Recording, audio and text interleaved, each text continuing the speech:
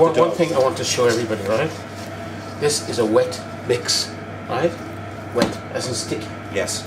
Okay? If it's too dry, if it's not like that, there's no room for it to rise. So, okay, that would then be what we would call the mix would be too tight, yes? Yes. Okay, so chefs, remember what Chef O'Neill is doing here now at the moment. As you can see, the mix is actually come away from the sides of the bowl. It's leaving no residue behind at all.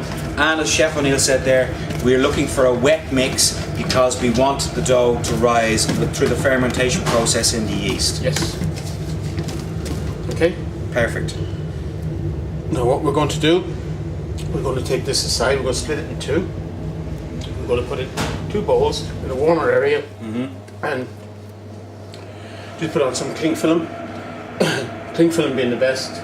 It's not going to stick and can peel away easy. Put it on greaseproof paper, you can do too, I just show it there. Yeah. But no, we'll just use cling film, leave it on the tray, in a warm area, and let it prove.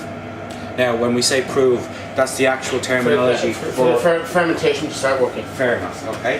And then we come bring it down and knock it back. Knock it back, bring it back down again. Okay, chefs, now you heard the Chef O'Neill use a term there called knock it back. Now, we'll explain that to you when we're actually in the process of doing. But realistically, what it means is the dough will have risen to twice its size.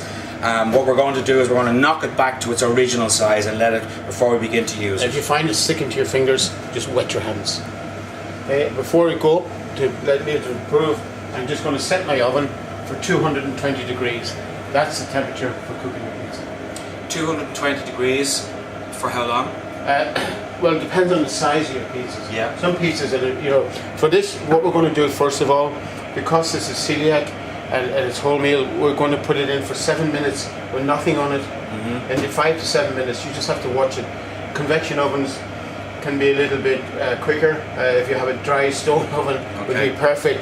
It would go to 7 minutes. Then you take it out for celiac, and then you put your tomato on and your fillings on and put it back into the oven. Okay, super. Okay. Okay, chefs, we'll bring you back when we're in the situation of, like Chef O'Neill said, we're going to split the dough in 2. We're going to put it on our trays. We're going to cling it. We're going to leave cling wrap over it. We're going to leave it in a warm area so that the proving process can begin. And when the dough has risen, we will bring you back.